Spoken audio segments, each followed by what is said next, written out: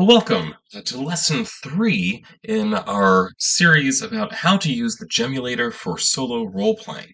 The past two lessons, the first one was just giving that broad overview showing how the GEMulator thinks about putting together a campaign.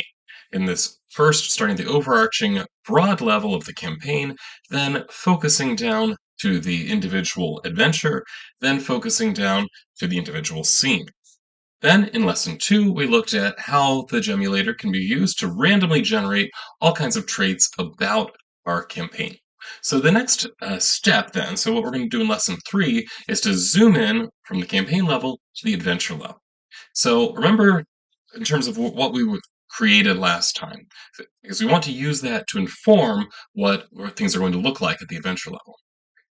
So, campaign, we're going to be going on this gargantuan creature hunt. This is part of the life story. So, as I've been thinking about it, I think probably what's going to happen is that the creature hunt is not going to really happen until the very last adventure. We know it's going to be triggered when that scene transition modifier increases up to 100. So, really, what the story is going to be is how is it that our character builds up those skills that are necessary to go on this creature hunt. I think that's really what the story is going to end up being. Then is universal in scope, which means we're going to have global factions involved. Then the stakes we know are minimal, so it's not a huge deal if this creature does not get caught. It's not like the kingdom's survival is at stake. However, we did find, because of the theme of romance, that the princess's hand is at stake for anyone who does manage to actually kill this monster. So now taking this down to the adventure level. Now, the adventure we think of as being a quest. So, first, I want to show you what the adventure log sheet would look like.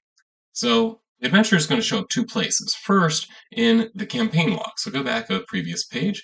So, the first line has all of those, the premise, parameters, and all of that. Now, underneath this is where you list out your adventures. Where each adventure will have a quest, a giver, a reason, a location. That is where you expect it to be fulfilled, and summary, and then finally, outcome. Then we scroll down to the adventure log. The adventure log, also, you have space for an adventure summary, an initial adventure goal, and then breaking it down into scenes. Finally, at the very bottom of the adventure log, you have four lists: the list of active characters, active factions, active locations, and active goals. So this allows you then to highlight certain characters that you may potentially recur from one adventure to the next, certain factions that are going to potentially recur again from one to the next, and locations and goals as well. So, and now obviously here we're going to have one particular goal that's going to be fed in here. We're obviously going to have one character. Let's show how this works. So I'm going to start with looking at the quest. So again, I don't want to try to impose much on this to start. I want it to randomly tell me what to do. So I'm going to turn to its PDF page 17, gives us a number of types of quests. So I have a few things I could do. I could pick a type of quest, which might be a sensible thing for me to do if I really want to focus in on the specific thing I'm doing. So perhaps doing, say, naval exploration might possibly be a good thing to choose. Instead, I'm going to do this randomly. Right? So as if that, like, later on, I know I'm going to be hunting this sea creature, but I don't know how I'm going to start. It's at least 4 or 5 adventures away, I expect, perhaps even more. And that's the cool thing about the life story is that technically speaking, you could have anywhere from 3 adventures to 201 adventures. We really don't know. It's extremely random. I love that. All right, so I'm going to go ahead and then first roll on this D50 table. So roll D50, and it gave me a 7. So it tells me my first quest is going to be negotiate war. Oh dear. So negotiate war is the first one. So then with negotiate war, we can get a little bit more detail. So there are additional each of these kind of overarching categories, so negotiate would be one overarching category, has subtables. So within that negotiate, we have negotiate trade, negotiate right here's war. So I'm going to roll a d20 and then add 20 to it, and that will give me something between 21 and 40. So I'm going to roll a d20. So roll d20, and it's giving me a 2. So 2 add 22, it's going to be 22. So it's third-party peacekeeping. So negotiate war, specifically third-party peacekeeping.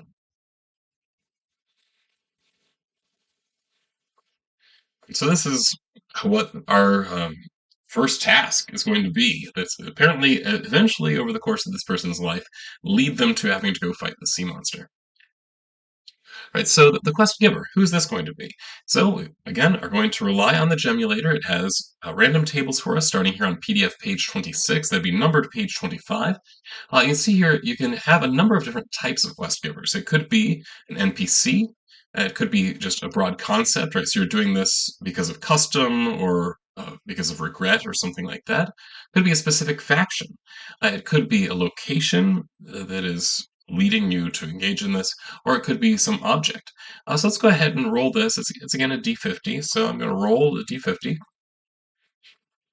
And it gives me a 36. 36 would be a location, specifically a political location. Well, that makes perfect sense. Each subcategory has its own table. So I can look for that political location. So I flip through, so I find location, political, right here it is. So again, this is where I'd roll a d20 and I'm going to add 20 to it. That'll give me a number between 21 and 40, which is what's on this table. So again, roll a d20. D20, here we go. I got a 6, that'd make it 26. So prison. Oh, so it's a prison in some way. Okay.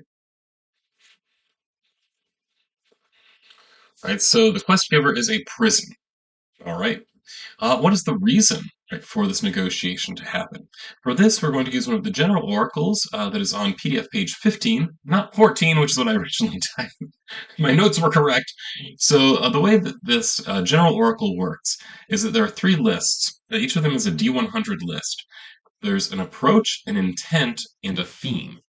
So I'm going to roll a D100 three times. So first we roll a D100. This is for the approach. The approach is number 26. 26 tells me that is potentially. So the first part of the reason is potentially. The second, we're going to again roll that D100. 17, regenerate. So potentially regenerate what? Roll the D100 one last time. I got 54, art. Well, now that's interesting. All right. So that's what we've got for our adventure generation. The quest is to negotiate a third party peacekeeping deal. So, for some reason, I'm being sent, my player character is being sent, uh, a prison is who's sending it. Okay, so I'm thinking here, we're not necessarily thinking of kingdoms. This might be like criminal gangs or something like that. Uh, or another thing that I'm thinking about is possibly the prisoners of war. Right, so that's also a possibility. I think I kind of like that better. Okay, so the reason, so why is it the prison wants this negotiation to happen? Is to potentially regenerate art. So to potentially regenerate art, what does that mean? Well, one thing they're not certain about what the outcome will be. I think here what this is really, it's a prisoner exchange. And the person that has been captured. So we have right some prisoner, or rather, one of these kingdoms say has a prisoner, another kingdom has a prisoner, and the prisoner of the one kingdom is a famous artist, right? So we're really going to try to make sure that this person gets freed. I think that that makes some degree of sense. So then I'm going to take this and move over then to the adventure log. The adventure log, first thing I need is an initial adventure goal. The initial adventure goal is going to be to negotiate for the freedom of a captive artist. I would kind of like to give this artist a name. So another tool that I use, because I'm awful at coming up with names, just terrible. So I use random name generators. It's a great thing. Often when I solo roleplay, I will actually put together a list of names, just a random list of names. Say it's something that I generate online, perhaps, or some games come with lists of names, so I'll just roll up a few, something like that. So I have a list of names ready to go. In this case, I don't have a list of names ready to go, but what I do have ready to go is behindthename.com/random, which does have a random name generator. It allows us to put in some specifications. In my case, I don't particularly care in terms of the gender of the name. makes no difference to me. And then the number, I only want the first name, but I want 5 of them. That we have some to choose between. So this artist, we're going to have 5 names, and then you have a number of origins you can possibly choose between. If you wanted to specify, I'm just going to let all categories go, and then generate a name. It's going to be a list of 5. So, sure, Arzu, we'll go with that one. So the freedom of a captive artist. That is the sculptor. How do I know it's sculptor? It's just the first thing that came to mind. The sculptor Arzu, who has been captured by the neighboring kingdom, a rival kingdom. All right, so that is my goal. Now, at this point, we need then to populate these lists so that active characters, factions, locations, and goals.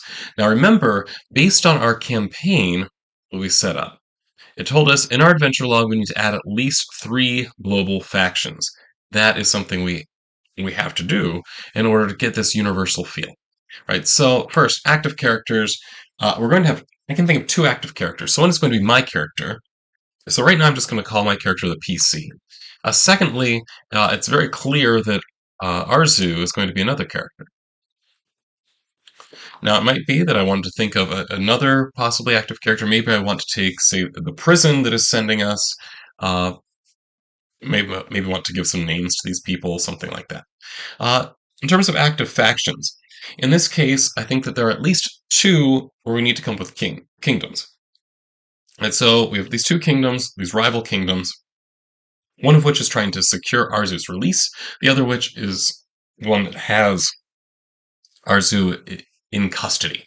So, in order to come up with names for these kingdoms, again, I'm going to use this random name generator. Okay, so Denenje, sure. So it's the kingdom of Denenje, and also the kingdom. I'm going to use Akil. Okay, so the kingdom of Akil is another faction. So these 2 factions are going to be involved. Then I need a third faction. Now, this is something that is required after all. So what is that? Well, first thing, I wanted to clarify which of these 2 kingdoms it is that is the one that actually has Arzu, and which one wants Arzu to be freed. I'm going to say that Akil, right? So captured by the rival kingdom of Akil.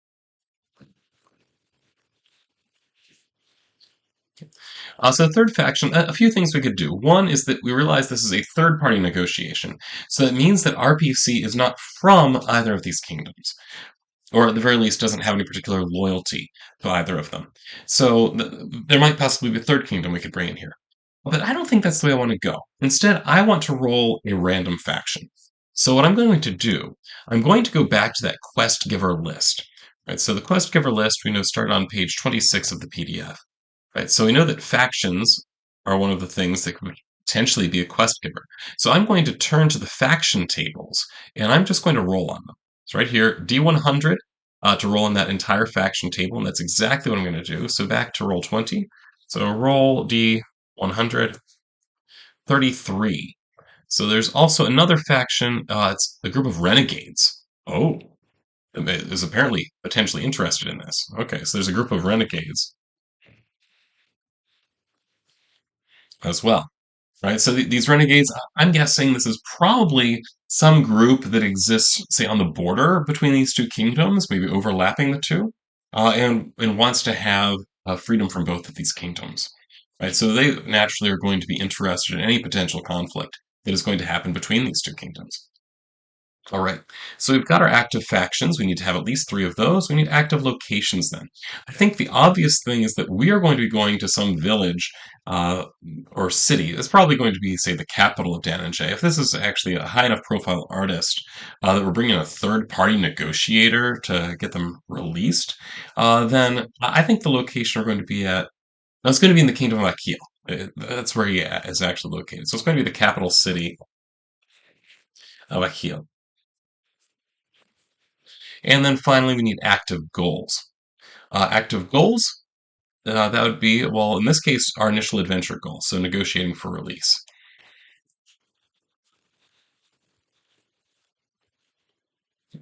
Now, from this point, we have our campaign set up. We have our first adventure set up. So we're ready to start scenes, except we haven't yet defined what our PC is. So this is where it'd be recommended that you would go to your rule set and create a character. So ask yourself the question, what kind of character would be called upon to engage in this negotiation? And then use your rule set to make that character. Now, in my case, I'm not going to devote myself to any particular rule set, so I'm just going to generate a random name and give them a name. I'm not going to be playing things out with a rule set, so I'm not going to worry about that. But when you play, you naturally will use whatever rule set you have chosen. So in this case, Japik is the name of this character. Right? Japik is the PC. What is Japik? I think Japik is somebody. Now he has to have some level of significance, right? So he has. So I'm guessing he's probably, say, a minor noble in a neighboring kingdom. So that's what I'm going to say. So he's a minor noble in a neighboring kingdom. That is the kingdom of, and then we need another name. So I'm going to generate another list of names. Sure, there's the option here to regenerate on behindthename.com. The kingdom of Farid. I can't do that upside down backward E, but I just change it to Farid. There we go. So he's a minor noble in a neighboring kingdom, the kingdom of Farid, and has been called in to negotiate for the release of this prisoner from the kingdom of Heel to the kingdom of Dananche. There we go. All right. So then we have our character. The next thing is going to be to set up the first scene and play that. That's the next lesson.